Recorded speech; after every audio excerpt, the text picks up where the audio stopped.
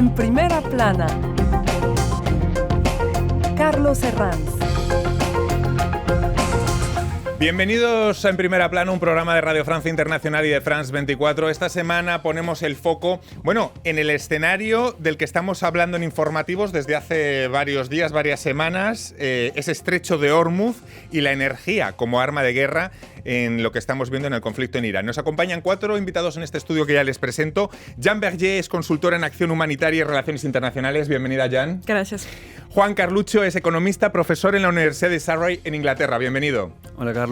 Sara Moya, consultora senior en geopolítica de la energía, especializada en riesgos soberanos y marcos regulatorios en sectores extractivos. Bienvenida. Gracias, Carlos. Y Luis Alejandro Ávila, investigador del Instituto Francés de Geopolítica. Bienvenido. Buenos días, Carlos.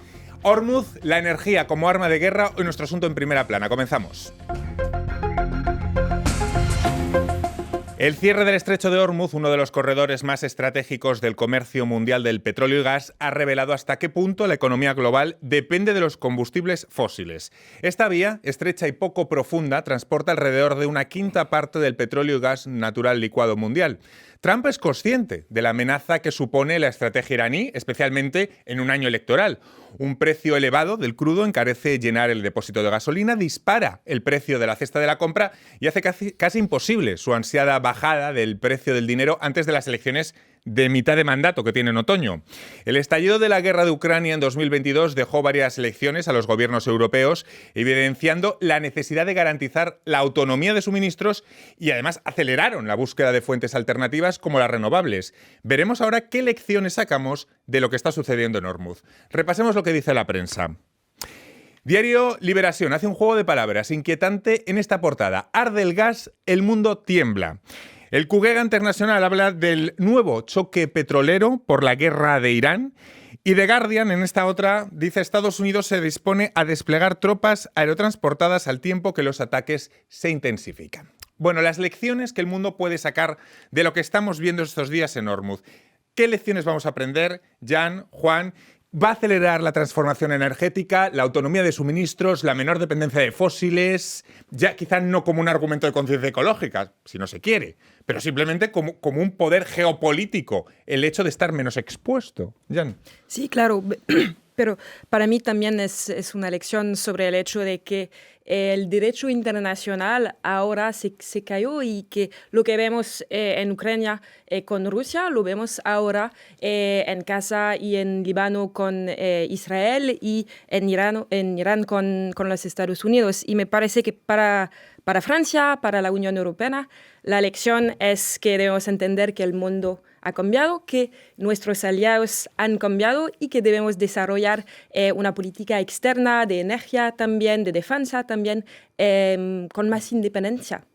Eso pasó en Ucrania. A lo mejor otros países, otras regiones como Asia, que dependen un 40% del petróleo en Hormuz, también acaban aprendiendo ser menos dependientes de este mundo interconectado. No sé, Juan, ¿qué lecciones podemos sacar de Hormuz? No, estoy de acuerdo, me parece que esto evidencia que pasamos de una cierta idea de la globalización en la cual estructuras muy especializadas nos permitían, ser más ricos y más productivos, pero con las mentalidades fueron evolucionando de a poquito. No fue Trump que vino a romper todo, eso se fue de a poquito y Trump llegó a romper el orden tal que estaba, exactamente, quién es nuestro aliado, y nos damos cuenta que estas herramientas de eficiencia son ahora herramientas de poder. Y la formación de grupos está como muy líquida ahora, Trump vino a romper con la forma con la cual, en Europa teníamos un aliado que era Estados Unidos y ahora, no lo es más. Esto puede, de alguna manera, está abriendo una dialéctica de vuelta, tenemos que ir a nuevas energías y demás, pero es una situación muy difícil, lleva muchísimo tiempo hacerlo. Si hoy, por ejemplo, quisiéramos mañana poner paneles solares en todo París, ¿de dónde los tenemos que comprar? En China, porque esa industria no está hoy en Europa. Entonces también levanta preguntas que son muy complicadas y muy delicadas, en la cual Europa está tratando de pararse. Sara, en cualquier caso, es paradójico que Trump, que ha puesto en tela de juicio tantas veces el cambio climático, ponga el acelerador ahora hacia una transformación hacia renovables. Eso tiene una paradoja, una lectura bastante paradójica con lo que estamos viendo. Sara, ¿qué lecciones podemos sacar de Hormuz? Yo creo que hay 2 lecciones. La primera, hay una interconexión que no podemos echar para atrás. todo está interconectado. Y lo que hoy pasa en Hormuz puede tener una consecuencia en Camerún. Y eso pasa también en la industria, en los sectores económicos. Y lo segundo, no es un shock de petrolero, pero es un shock de flujo. Es decir, no es el acceso al recurso lo que está en cuestionamiento, es todo lo que está después. Es el transporte, es el flete, todo. Y como todo está interconectado, no es tan fácil hacer conclusiones. Luis Alejandro. Sí, bueno, para abundar en este sentido que evoca Sara, este shock energético del cual estamos viviendo en este momento está dejando con cada día que pasa de ser coyuntural y más estructural. Un ejemplo bien concreto de esto es que recientemente hubo ataques sobre la terminal de South Pars del lado iraní, con una respuesta iraní sobre el complejo de Ras Laffan. Y este Ras Laffan en Qatar es el que procesa este yacimiento de South Pars y es importantísimo para el suministro de gas natural licuado a nivel mundial, al punto tal de que Qatar está en el top 3, creo que es el tercer exportador mundial de gas natural licuado. Y según Qatar Energy, o los responsables de esta compañía, han exprimido que las reparaciones y poder llevar la producción a los niveles óptimos necesitará un plazo de al menos 5 años, de 3 a 5 años, para recuperar la producción. Entonces ya no estamos hablando de un golpe coyuntural, sino más bien estructural. Y bueno, hay otros puntos que seguramente iremos desarrollando. Y claro, es que un dato que muestra la exposición es que 3/4 partes de la población mundial vive en países importadores netos de combustibles fósiles. No sé si la crisis iraní es un recordatorio brutal de que el petróleo, por mucho que podamos estar, sigue siendo el oxígeno de la economía global, aunque esté de capa caída, aunque estemos hablando de renovables, pero la dependencia está ahí, Juan. Sí, me parece que es interesante que en esta época de inteligencia artificial, digamos, cosas muy intangibles, nos damos cuenta que lo más importante son cosas tangibles, que es la energía. Entonces, cuanto más vamos a una digamos, una economía intangible, vamos necesitando la energía. Es lo mismo que pasa con Trump. Por eso Trump, por ejemplo, está en una guerra con China en cuanto a desarrollar la inteligencia artificial. Para eso necesita mucha electricidad, para eso necesita energía, petróleo y gas. Entonces, la suba de esos insumos también va en contra de eso. Digamos, por eso está de acuerdo con lo que hablábamos antes de cuán incoherente puede ser esto. Y Trump está como tratando de agarrar muchos aspectos a la vez que son contradictorios. Vamos a las medidas que se han hecho hasta ahora para intentar solucionar este asunto. La Agencia Internacional de Energía ha descrito Hormuz como el punto de choque de tránsito petrolero más importante del mundo. El crudo de Brent se ha movido por encima de los $100 el barril. Lo primero, ¿por qué esto no se ha podido corregir o sostener ni siquiera echando mano de las reservas que han liberado tantos países? Luis Alejandro, ¿por qué no se han puesto en el mercado? Creo que es un 25%. Sí, bueno, me imagino que lo que te refieres es el anuncio hecho por la Agencia Internacional de la Energía de una liberación de 400 millones de barriles de petróleo del stock, que no ha llegado a... Porque, bueno, vemos que, creo que lo evocabas en el principio, es que a través del estrecho de Hormuz salen alrededor de 21 millones de barriles diarios, es decir, una quinta parte del petróleo consumido a nivel mundial, y esto no puede ser sustituido más allá de un cierto lapso de tiempo con estas reservas. Si me das el tiempo, te puedo decir qué estrategias se están utilizando para subsanar de estos 20 millones. Hay 2 puertos, 2 terminales petroleros que permiten a los navíos no atravesar el estrecho de Hormuz, que son el terminal petrolero de Fujairah en Emiratos Árabes Unidos y el terminal petrolero de Yanbu. Esas son las rutas alternativas, lo que llamamos las rutas alternativas, que son más costosas, ¿entendemos? Bueno, son oleoductos que van hacia otros terminales. El de Yanbu está a 1.000 kilómetros, 1.100 kilómetros de la costa árabe del Golfo Pérsico y permite subsanar entre 5 pero hasta 7 millones, en teoría, la exportación por esta parte del Mar Rojo. El terminal de Fujairah puede transmitir alrededor de unos 1.5, 1.8 millones. En general, unos 7 millones más o menos pudieran ser exportados por ahí, pero estamos hablando de que quedan al menos 14 millones, 15 millones que quedan bloqueados. Y un último punto está hay algo que no se habla mucho, que es la parte norte del petróleo que sale de Kirkuk. Recientemente el gobierno regional kurdo manifestó estar en acuerdo con Turquía para exportar entre 170 hasta 250 mil barriles de petróleo diarios por el Mediterráneo Oriental, el puerto de Ceyhan. Juan. No, rápidamente, digamos, conceptualmente el precio del petróleo depende de la diferencia entre oferta y demanda hoy y del futuro. Entonces, el precio digamos, el precio de hoy va a depender de cuánto los agentes esperen que va a haber oferta mañana, y por eso que vos pongas más oferta hoy, como hay tanta incertidumbre que no se sabe exactamente lo que está diciendo, va a haber 1.000, 2.500 mañana, por eso está bajando. Por eso estas acciones de reservas por ahí no funcionan, porque la anticipación de la oferta futura todavía no está muy clara, y por eso cuando Trump dice vamos a acabar el conflicto, ¡boom!, va a bajar el petróleo. Sí, va a seguir, sube. Hay tres cosas importantes que incluso hay un estudio en el Instituto de Estudios Energéticos de Oxford que lo dice. Primero, el tema de los barriles fantasmas. ¿Qué es los barriles fantasmas? En esas reservas estratégicas están en la pantalla y pueden existir, pero con todos estos cambios, esos barriles fantasmas no pueden ir al mercado, porque en esas reservas también estaban en las estadísticas, existían un concepto de barriles fantasmas que no vamos a explicar aquí. Pero es súper importante el tema de que estos barriles están para la OSDE, para los países de la OSDE. Los que están necesitando esos barriles son los países de Asia. Y el transporte toma tiempo y cuesta. Y por último, el tema de la seguridad.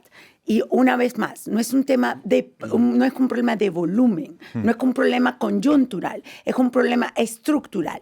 Entonces, el problema no se puede resolver a través de solamente unos barriles. Jan, ¿querías decir algo más sobre las rutas alternativas? ¿Por qué no funcionan tanto como la eficacia de las reservas? Bueno, para mí no es mi tema de expertiza, pero lo que quiero decir es que vemos que eso va a tener consecuencias económicas muy difíciles, bueno, para todo el mundo, pero en particular para la región, para Irán, para Líbano, para Siria. Y lo que es importante entender aquí en Francia y en el resto del mundo es que en esta región ya hay crisis económicas y humanitarias muy importantes. Y la dificultad a buscar recursos, la aumentación de los precios va a tener realmente en esta región un impacto muy, muy grave. A vuelta de pausa les quiero preguntar por el funcionamiento de los mercados petroleros. Les quiero preguntar también si Putin puede ser el gran triunfador de esta crisis. Y les quiero preguntar también las políticas que estamos viendo de reacción. ¿Qué deberían hacer los países? ¿Qué deberían subvencionar o qué deberían no subvencionar? Se lo voy a preguntar a vuelta de pausa, aquí en Primera Plana. Hasta ahora. Enlace del Cono Sur hasta el Océano Índico. Desde los Andes hasta China. Una mirada semanal con los temas más importantes de los países. Presentado por los corresponsales de France 24 en español. Enlace en France 24 y france24.com. La historia de nuestro mundo está en constante cambio. El flujo de información es cada vez mayor. Estamos ahí con todos los temas. Nos comprometemos con la verificación, desde el terreno, en todas las circunstancias, para anticipar el futuro y entender el presente. Lo acompañamos 24 horas, 7 días a la semana. France 24, una mirada diferente a la actualidad. Liberté, égalité, actualité. Seguimos esta semana en Primera Plana analizando las consecuencias de la crisis en el estrecho de Hormuz. Antes de pausa estábamos hablando del funcionamiento. Queríamos hablar del funcionamiento de los mercados petroleros porque funcionan en continuo movimiento, como había comentado Sara. Las refinerías, las plantas petroquímicas y las cadenas de suministro mundiales, bueno, pues están calibradas para lograr entregas estables a lo largo de rutas marítimas predecibles. Claro, un sistema que puede pasar del equilibrio al déficit y al caos si se interrumpe la cadena, ya que está basado en un flujo constante en el momento que hay una perturbación. ¿Cómo funciona ese mercado petrolero, Juan? No, hay que recordar, el petróleo es un bien que es bastante homogéneo, hay diferentes. Entonces quiere decir que el precio es más o menos parecido en todos lados, digamos. Pasó cuando hubo sanciones a Rusia que el precio del barril ruso bajó, pero eso fue una política muy específica. Pero en general, por más que, por ejemplo, sea Asia que compra el petróleo de esta zona, bueno, el petróleo sube en todos lados, entonces beneficia a exportadores de petróleo de Estados Unidos, por ejemplo, y le golpea entonces a Europa también. Entonces es un mercado que está muy integrado y al bajarse una parte de la oferta, los compradores de Asia van a buscar otros petróleos que va a hacer subir. Entonces, por más que esté fragmentado así, el precio siempre es uno, hay que verlo de esa manera. Y el precio se mueve con la oferta de hoy, la demanda de hoy y de mañana. En general, por ejemplo, en los años 2000 el precio del petróleo fue mucho más alto inclusive que ahora por buenas razones, porque había mucho crecimiento. China crecía mucho. Ahora está subiendo por malas razones, que es lo que llamamos un shock de oferta. De repente la oferta o va a ser destruida o no puede llegar. Digamos. Algunos analistas hablan de imperialismo fósil. Trump ha levantado sanciones al petróleo ruso. Claro, los europeos se han llevado las manos a la cabeza diciendo, pero, o sea, tanto trabajo para esto. No sé si podemos decir a nivel de la geopolítica, por lo menos en el corto plazo, Luis Alejandro, que Putin es el gran triunfador de esta crisis, al menos por el levantamiento de sanciones por su petróleo. Bueno, en todo caso, es algo bien interesante de constatar que la administración de los Estados Unidos levantó sanciones a filiales de Rosneft en Alemania, filiales que son responsables por alrededor del 13% de la capacidad de refinación en ese país. En el contexto, si contextualizamos esto, en la guerra que existe en Europa desde el 2022, es un paso verdaderamente sobre el cual hay que pensar, porque a nivel europeo hay unas sanciones a los hidrocarburos rusos que van a estar cayendo hasta el 2027 con un paro total de importaciones de hidrocarburos rusos, pero aún hoy en día se importa en Francia, en Países Bajos, España, gas natural licuado ruso, y vemos entonces eso muestra la tensión que existe en cuanto al acceso de este recurso energético que, está bien repetirlo y recalcarlo una vez más, constituye más del 80% aún hoy en día del mix energético mundial, es decir, es lo que mueve la economía aún hoy en día en el mundo. Claro, los malpensantes dicen, usted analiza una crisis, ¿quién sale beneficiado? Y ahí tendrá la respuesta. Sara, ¿a quién más podríamos añadir en el campo de los beneficiados por todo lo que pasa en Hormuz? A las petroleras. A las petroleras, incluyendo Total Energy. Ayer las declaraciones del CEO de Chevron fueron muy interesantes en cuanto a lo que estabas hablando de qué es lo que dice la teoría y el mercado y la pantalla y lo que vive el empresario en el terreno. Y esto nos lleva a que son las grandes petroleras, incluyendo las de China, las que están siendo beneficiadas porque gracias a esa subida de petróleo, que no es momentánea, no va a quedar en 100, pero tampoco va a bajar a lo que conocíamos antes de Irán, eso va a beneficiar a esos se estabilizará proyectos. en un punto, pero que no baje tanto como lo conocíamos. De acuerdo. La volatilidad de los precios afecta primero a los más vulnerables. Por ejemplo, en Estados Unidos, los hogares de bajos ingresos pueden gastar hasta el 20% de su renta disponible en energía. Por tanto, a la hora de valorar medidas de choque, Jan, ¿cómo habría que proteger a los más vulnerables? Bueno, depende de dónde. Para mí, lo importante es entender que las víctimas ahora de esta situación están en Líbano, en Irán. Vemos que este conflicto es muy violento y lo que vemos es el desarrollo de realmente una nueva crisis humanitaria, y me parece de una crisis humanitaria que va a ser durable. ¿Por qué? Porque vemos en Irán, pero mucho más en Líbano, que hay muchos desplazamientos, porque las personas miran el conflicto, los bombardeos. Y cuando digo mucho, en Líbano es 1 millón, ahora es un poco más de 1 millón de personas, es un quinta de la población de Líbano, que ahora está desplazada por este conflicto. Y están personas desplazadas en una situación de emergencia que no tienen nada y que se desplazan en zonas donde ya hay una crisis, donde ya hay millones de desplazados y personas que dependen de la ayuda humanitaria, porque la gente se desplazan en otras partes de Líbano y también en Siria. La crisis de 2022, Juan, dejó varias lecciones a los gobiernos europeos que ahora preparan medidas, muchos de ellos, para paliar lo que estamos viendo en Hormuz. ¿Cómo deberían ser esas medidas? ¿Cuáles son buenas? ¿Qué medidas de choque son ideales ante este tipo de situaciones? Creo que una cosa que... Si usted pudiera asesorar al gobierno y susurrarle al oído, ¿qué le diría? No, primero diría que nos estamos olvidando que el gas, también hay una crisis de gas, Sí. estamos hablando de petróleo. El gas es muy importante porque...